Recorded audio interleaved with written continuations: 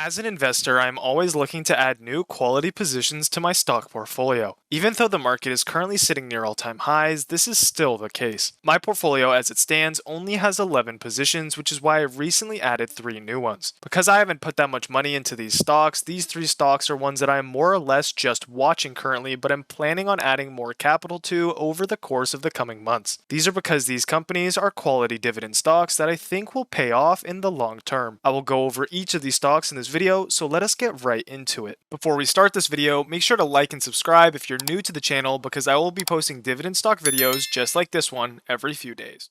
The first company on this list is a railroad company, and it is Union Pacific, ticker UNP. This is a stock I used to own and I'm just coming back to now. The company is currently not cheap, with it up around 13% in the last year. However, it does sit at a PE of around 23, which I think is respectable. The stock currently yields just north of 2%, which is a bit more than market average. The reason I am picking this company up right now, though, is because I'm a huge fan of their strong fundamental business model. Union Pacific is a company that has strong fundamentals due to their business being an essential part of the economy.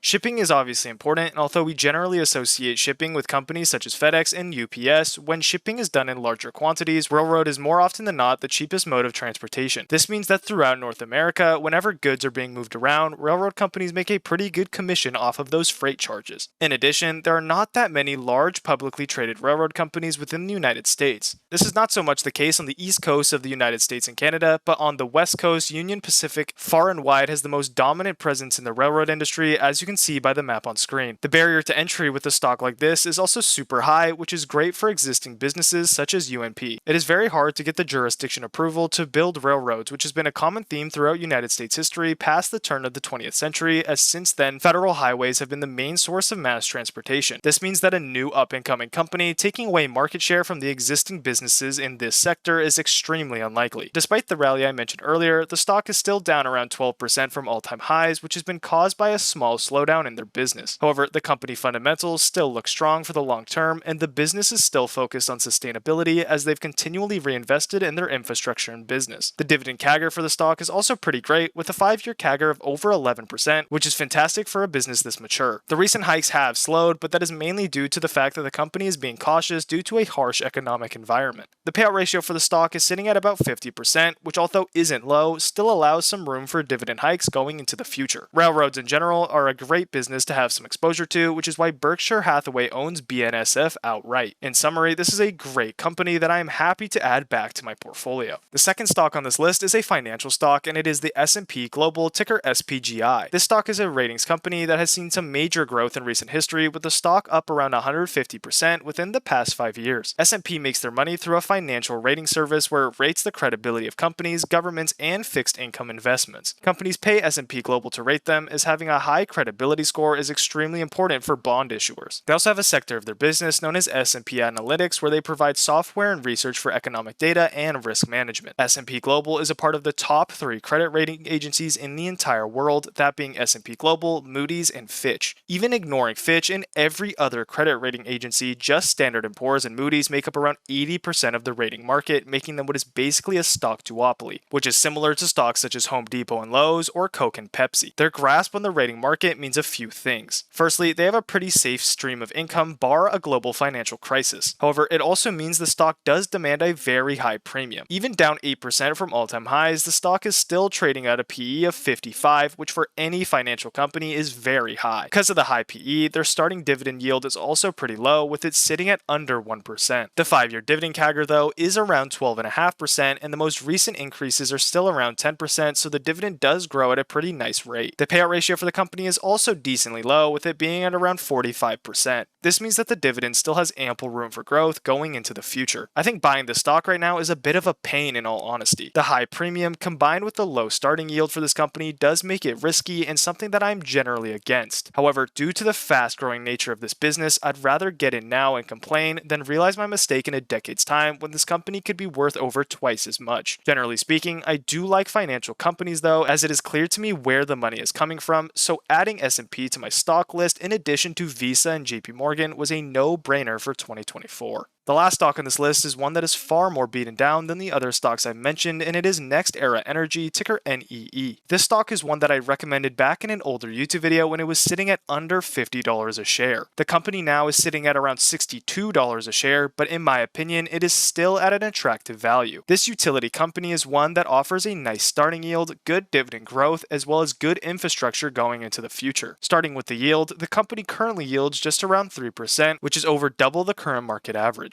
In addition, the dividend has been growing at a good rate, with the 10-year, 5-year, 3-year, and 1-year CAGR all sitting at just around 10%, showing great consistency with the dividend hikes. It is true that these dividend hikes going into the future will most likely have to slow down. However, their commitment to the dividend and shareholder value is still very impressive. The payout ratio is under 50%, which shows that growth is still very possible. That being said, NextEra Energy also has a large amount of debt they need to focus on as well. This debt is due to NEE expanding their renewable energy business, which is the core differentiator between NextEra Energy and their other utility counterparts. Solar energy is profitable and it is also future-proof regarding the world becoming more green. However, there's no denying that it is very expensive to get massive solar farms up and running, which has caused NEE to rack up a ton of debt. They will eventually be able to pay this off, but because of high interest rates, especially during 2023, the stock suffered tremendously. However, with interest rates seemingly cooling off, the stock has recovered 20% from their recent lows. However, the stock is still down over 35% from their all-time highs, making it a relatively good purchase even now. In addition, their PE ratio of around 16.5 is far lower than large utility competitors such as Southern Company, which has a PE of around 26. My hypothesis is that with cooling interest rates, NEE will have an easier job managing their debt reduction while continuing to grow their dividend at a modest to high rate. Their solar energy farms will also eventually pay off, which will make them a great utility company going into the future. They also have a great cash-rich business in Florida Power and Light Company, which is a huge business in itself with a core consumer base. In the meantime, their utility business will generate enough stable revenue to be able to hold out until their green energy investments start to pay off. Thanks for watching. If you enjoyed this video, make sure to like and subscribe, and make sure to leave your opinions down below in the comment section. I'd like to thank all of you for the support recently. We have just passed 1,000 subscribers, which was my original goal, so thank you guys so much. I'm super close to getting monetized, which is great. Once I get monetized, you guys will not be getting any more ads than you currently do, and I will be getting paid for my content rather than YouTube having a 100-0 split. Anyways, thanks for watching. I will see you all next time.